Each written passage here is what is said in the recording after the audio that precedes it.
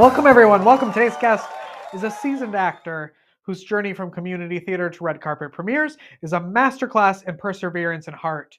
With over 2 decades in film and television, Dave Maldonado brings a grounded, everyman charm to roles ranging from detectives to sheriffs, and now a grizzled congressman or two. He's fresh off the success of Sinners, a film that's breaking records and earning Oscar buzz, and gearing up for his role in Netflix's series His and Hers. He will also be part of the Charlotte Film Festival on October 4th, which is very exciting. He's zooming in for that, but he'll be here in the area on the 4th. And we've got Ollie coming up at the beginning of October to talk all about that. So, if that sounds like a good show to you, press the like button, press the share button, and let's start the show. Make your day richer than it was before. Got some good times knocking upon your front door.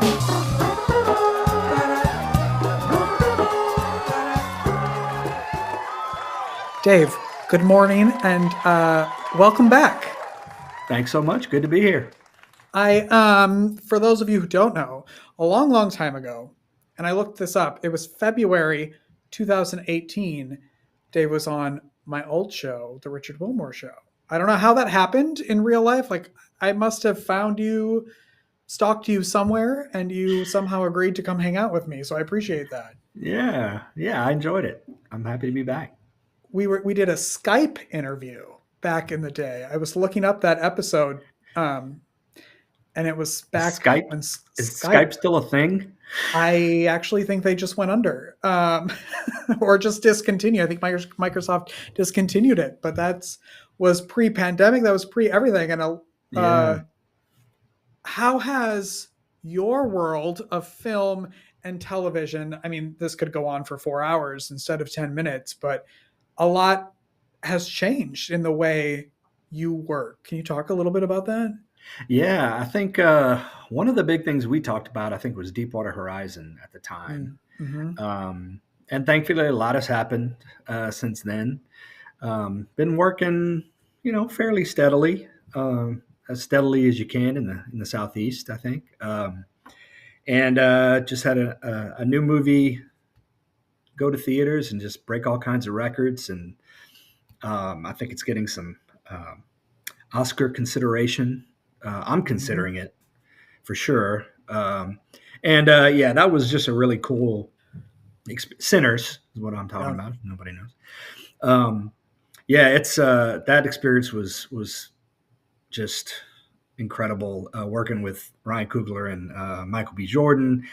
And, you never know how the film's going to turn out. The experience was great working with those two guys. And then went to New York to see the premiere.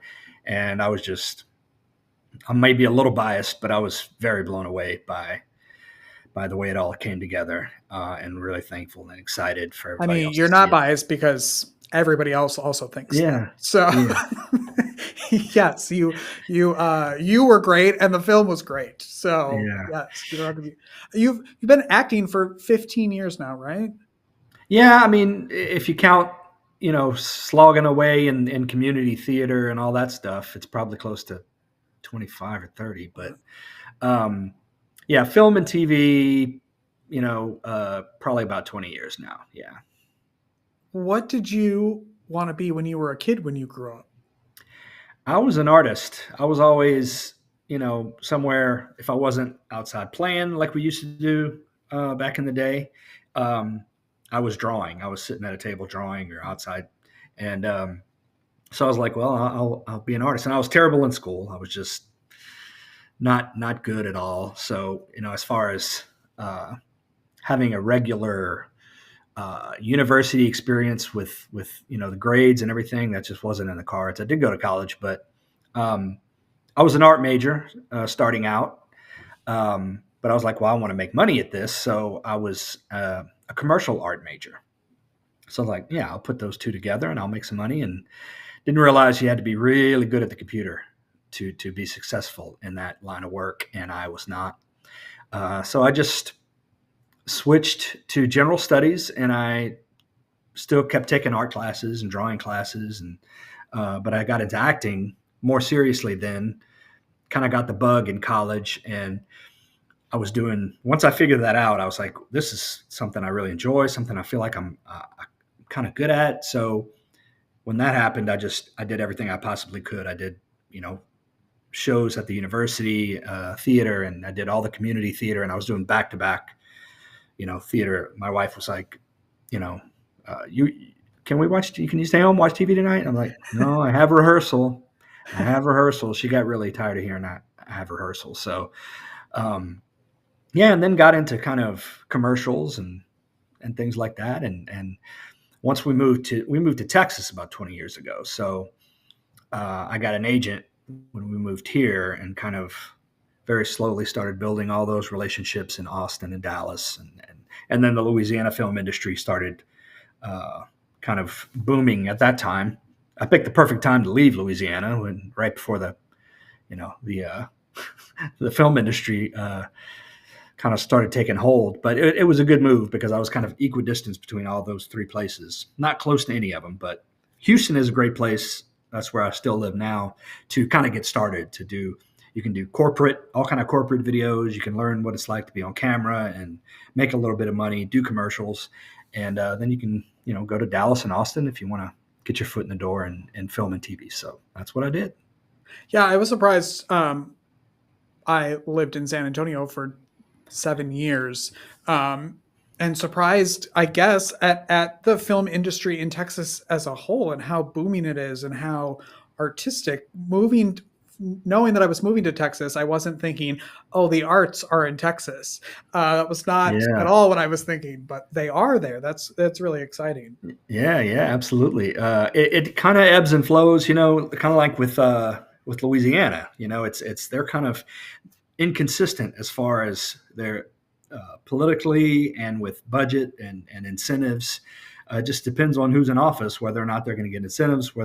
Now, if you're going to shoot in Louisiana, if you're going to shoot in New Orleans, you kind of have to be in New Orleans. But yeah, you know, we shot. I did a show called Your Honor there for quite a while, and you know, later for season 2, we just went to LA for the indoor scenes. You know, so they're like, we're not going to shoot.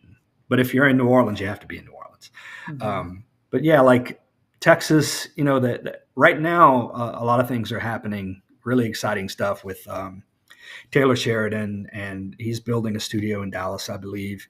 And he loves shooting in Texas. And you got McConaughey and Billy Bob and all those guys that are kind of, you know, making a big push to bring filming to Texas. And you need that, you know, you need consistent work to be here for all the resources and all the talent pool to grow. And that's what Atlanta has been doing for the past, you know, 10 years. They're very consistent. You know, so for the infrastructure and all that stuff, you have to really be consistent with it.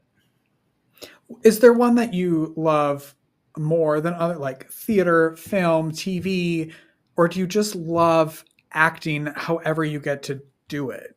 Yeah, I love it. I pretty much any way I can get my hands on it. I absolutely love theater. I haven't done it in forever. Just because it's such a big commitment. Once things started rolling with film and TV, it's like I couldn't take off a month. Yeah. From opportunities, because the opportunities are sometimes few and far between, and your margin of error is so small that you really need to capitalize on every opportunity and every audition. So I really wasn't in a position to commit to theater anymore. But I love it, man. I love doing a live show. If it's like a drama, something like that, people come up to you afterwards. And it's like, oh my God, this changed my life. Seeing this show, and you're just completely in the moment. And with comedy, I mean, there's nothing better, absolutely nothing better than saying a line and having to hold for a laugh. Mm-hmm. I mean, that is when you get the line and it's funny, and you have to wait to say your next line because the crowd's too loud. I mean, that happens all the time on this show with the studio audience. They're constantly laughing at me, and this non-existent studio audience. It's hard to do a whole show. Yeah. But yeah. I got your laughter. Thank you. I'll try to pipe that in for you. But yeah. But I love, you know, with film and TV, With TV, it's kind of it's really good if you get on a show and you're able to do it for a couple of years, and you got that steady paycheck, and you become part of this community, you get to know everybody. But it also, you're not really available for maybe this big movie that's coming out, or this, other opportunities. So I'm not really picky. I just try to find really good projects, something that is beneficial for my career, but also a good quality, project. Yeah, I was going to say, you're not, maybe not picky, but you have been able to land and get some really, really great stuff. Are you still like having pinch me moments, or is this like, well, yeah, this is what I knew I would end up doing? Yeah. I mean, the pinch me moment happens kind of directly after. Now I'm like, I have to remind myself to be thankful for the things that are happening, because as an actor, you're always looking for the next thing, because you have to. It's like you have to make your own opportunities, and you have to be, because like I said, they're few and far between. You can't really get lazy. You have to kind of be looking for the next thing. So, but yeah, my pinch me moment for Sinners was, I was just so thankful, and seeing Ryan and Michael at the premiere, and being welcome there, and getting interviewed on what was it? There was some site. They were like, "Hey, have you heard of this site?" And I'm like, "Yeah, sure." I'd never heard of them. And I was doing interviews on the red carpet, and I had no idea who these people are. And I don't have, red carpet. I don't know how to take a picture on a red carpet. I see those people doing that, and I'm like, what are they, like, somebody trained you to hold your head like that? And I'm just like, and they were kind of pointing. It's like, hey, look up here. I'm like, okay. But I I did the interview, and ended up being grouped in with some of the interviews. It was like your 4 favorite movies. And I was like, oh man, you put me on the spot. And I watched it. I'm like, oh, that's cool. And my daughter texted me. She was like, oh my God, you were on that site. I'm like, yeah, I never heard of that site. I don't know what that is. But yeah, like I said, it's back to work. It's like, okay, whether it's trying to find a way to get better, to improve, to doing podcasts and trying to stay, visible, or just, pulling the weeds in the yard. I got to keep busy. I can't wait for when your daughter's like, "Oh my God, you made it on Make Your Day Richer! I can't believe it! You never told me that." And she'll be so excited to share that with her. How do you live in the moment and take it all in, everything you've been able to accomplish and where you are, when you are having to constantly be like 10 steps ahead? Yeah. I mean, I think it sounds kind of cliche, but you kind of got to appreciate small things, I'm just thankful every day to be alive. And I have 2 beautiful kids. They're both at A&M. Got a great wife. I have so much to be thankful for. And, and as long as you live your life like that, to be grateful every day for the things you have. And I have to remind myself of that, because after Sinners, it was so dead. Like, I'm like, man, why is the phone not ringing? It's like, what's happening? And I'm like, dude, you've got a movie, like a blockbuster movie that's breaking blockbuster records. I have a new show coming out, and I just got back from Kansas. I was shooting an indie film there. It's like, just, things are going pretty good. Yeah. You're okay. So yeah. That's funny. Just wake up grateful, man. Yeah. Tell everybody about your upcoming Netflix series. Yeah, it's His and Hers. It's a Netflix show, and it's when I got the audition, I'm like, His and Hers. I'm like, oh, what is that? It's some kind of rom-com or something. That's the first thing I thought of. And then I saw that Tessa Thompson and John Bernthal are both involved in it. I'm like, oh man, this is a series with those two. Because a lot of series, they just shoot it, and there's no kind of redeeming value to it. But in the past, since Breaking Bad, a lot of actors are going to TV to kind of do something different. And there's some really good material on TV now. And it's a murder mystery.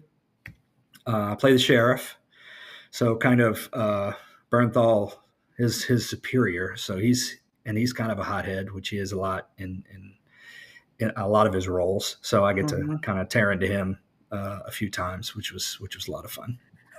When does that come out?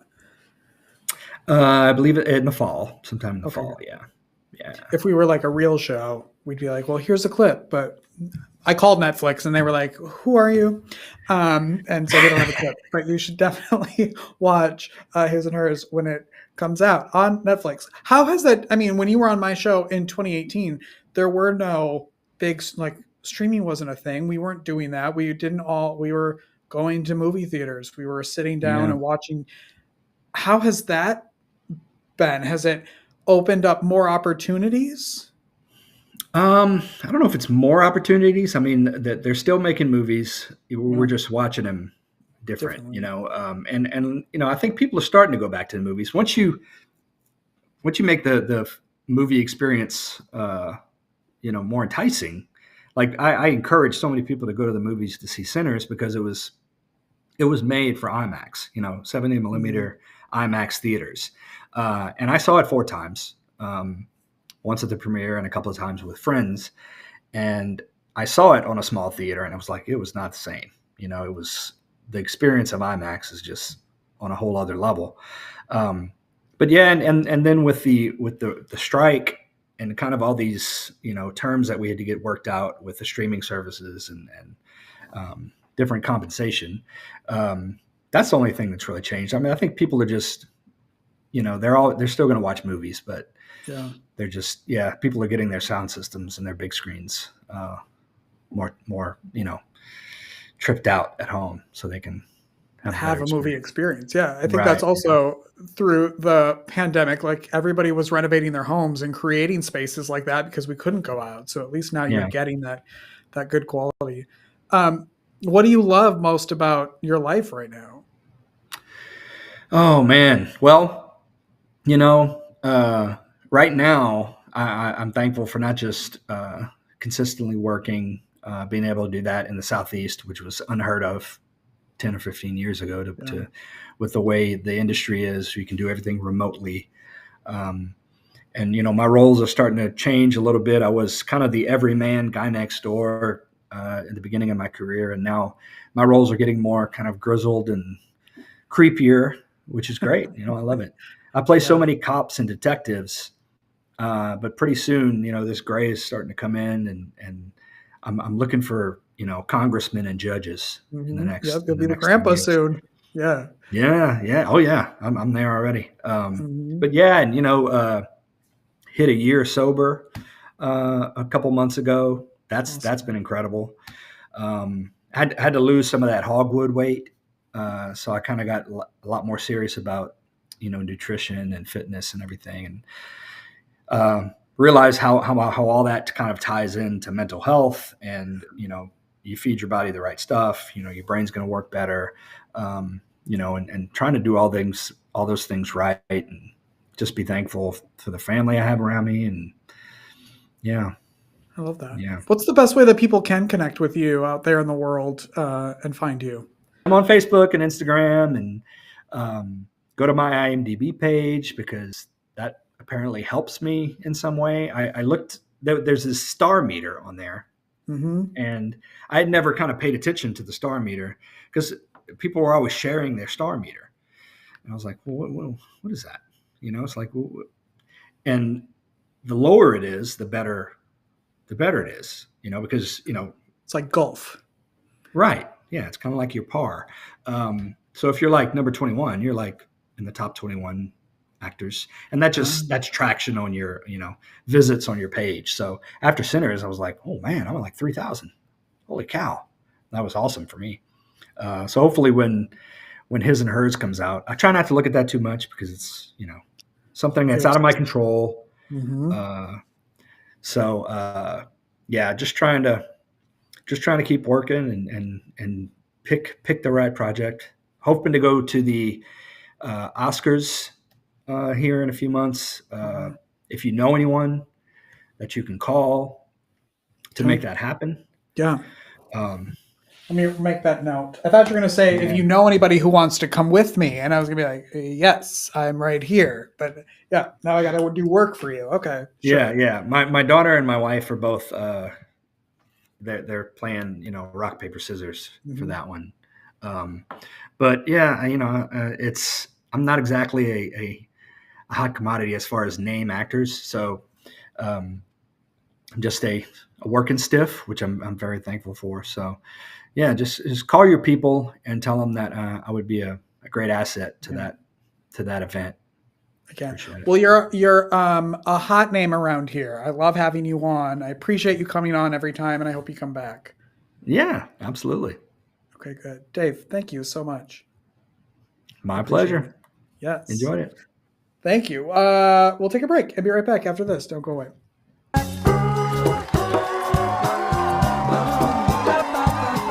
Life is difficult. Are you feeling overwhelmed or like you could use a little support for your mental well being? Visit the Help Hub. It's the most comprehensive and inclusive free online destination for mental health resources, helpful tools, crisis hotlines, and supportive content. Just go to thehelphub.co to find the resources you need when you need them most. Unlike other resource pages, the Help Hub is divided into 16 different categories, ensuring that everyone in every community has access to the resources and support that matches their unique needs. Find the help you're looking for at thehelphub.co.